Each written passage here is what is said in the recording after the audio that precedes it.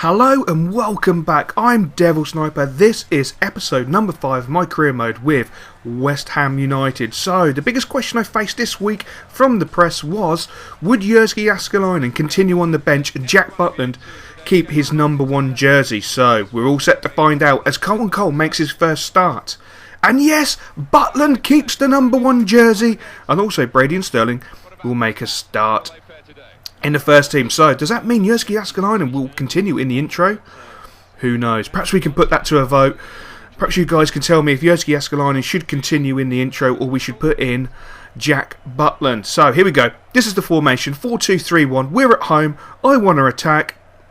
So, I've got 2 pacey boys behind Cole with the Captain Marvel himself, Kevin Noland, leading in the cam position. Can we build on the Swansea game? Quite frankly, no. Instead of starting really fast and slick and smooth, it was completely the opposite. I wanted to knock the ball around majestically as if we were the Barcelona of East London, and we weren't. It was Fulham who were knocking the ball around as if they were the Barcelona, and it was really disappointing. And if it wasn't for Jack Butland saving our bacon with a fantastic reflex save, we could have been easily 1-0 down, and the whole first half was just all Fulham. And again, Butland came to the rescue. He's just like a Superman. This kid is just awesome. An absolutely audacious reaction save yet again led us into half time with a 0-0 scoreline. It was raining, but I don't want to use that as an excuse because it makes the pitch slicker and you can knock the ball around faster, which is what I was hoping for. But the one good factor in the second half is we came out and we defended stoutly. We put up a good wall and we continued to hold them back. But there was always that underlying tone that Fulham could nick a goal, until Sterling hammers it down the left hand side, outpacing the right back, and nicks in a fantastic cross, but Cole can just not get on the end of it, which was really disappointing and led me to have an absolute rage attack on the sideline, and I hauled off the 3 starting players. Cole, Brady and Sterling were all hauled off, and I sent on the speedy Gabs, Phillips and Jarvis, just to give us a little bit more pace as if we don't have enough pace in the side.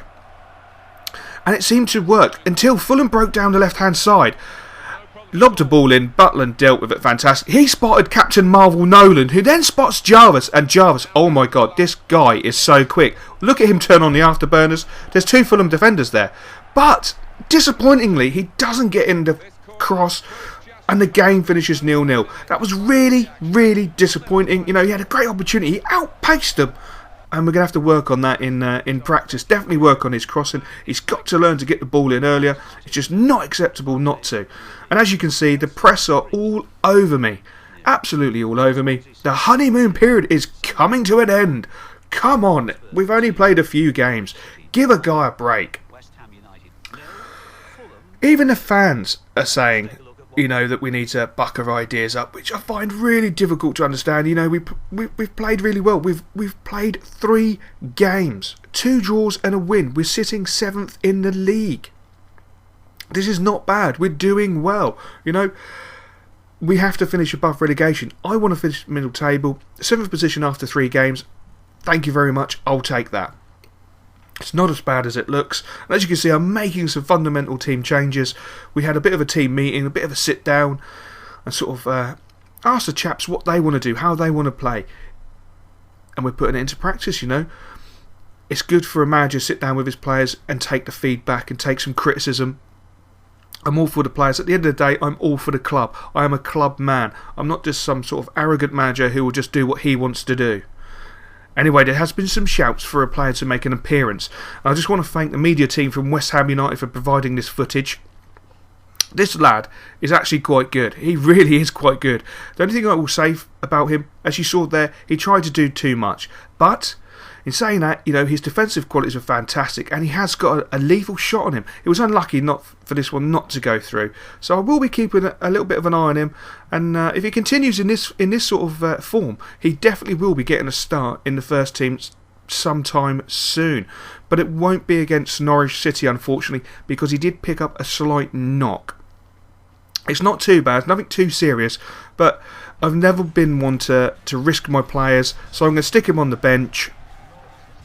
And we're going to entertain, or we're being entertained by Norwich City at Carrow Road. Not my favourite away ground to go to, but who knows.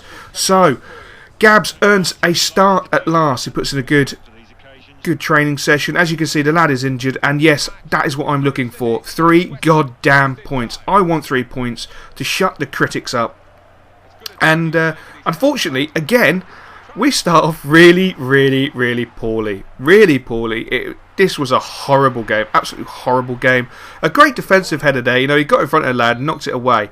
But look how lax we are at the set piece. Look how much space we allow them. It's ridiculous. Look at that. It's awful defending. Absolutely awful defending.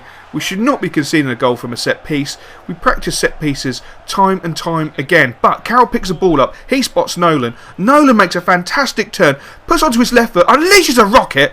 And it's deflected and cleared by the Norwich City defence. And that's the way the game really continued to be off. As we had some nice possession. But you don't win prizes with possession. You win prizes and points with goals. And that's just something we fundamentally lacked in this game. We played really well. Really well. You know, we're knocking the ball around majestically. We're keeping good possession. We're getting the crosses in. This is a great cross by Phillips. Absolutely great cross. But you watch the Norwich line. Sneaky little gits. You watch the Norwich line. As the ball comes in, jumps up. He doesn't step up. He leapt to play our player offside, which is bloody annoying, but that's one of those things. That's football.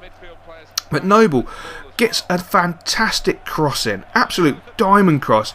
But we couldn't do anything with it. It was a bit of a swing and hope. And then Phillips, his first shot was an air shot. His second shot was just pointless, and it was really disappointing. And again, we defended stoutly, which was really impressed me. You know, the defensive guys there played really well. But conceding goals from corners is beyond frustrating. We should not be conceding from these corners. We work on this week in, week out in training, and it's bloody frustrating. So we went in at half-time 2-0 down, and the boys were about to get an earful because I was not happy with the way they were playing. Luckily, we came out, and again, we kept the ball really well. But keeping the ball was not going to be good enough to win the league or even finish mid-table. Did I just say win the league? That's a little bit optimistic. Mid-table is what I'm after. And we've done quite well. And that is as good as it got in the second half for us. Just lots of possession with no finished product, and we ended up losing 2-0, which I'm really disappointed about. I'm not happy, and be sure that there's going to be a great many changes coming in the next episode. The boys are in for a short, sharp shock. So I hope you enjoyed that, guys, and I'll catch you in episode 6.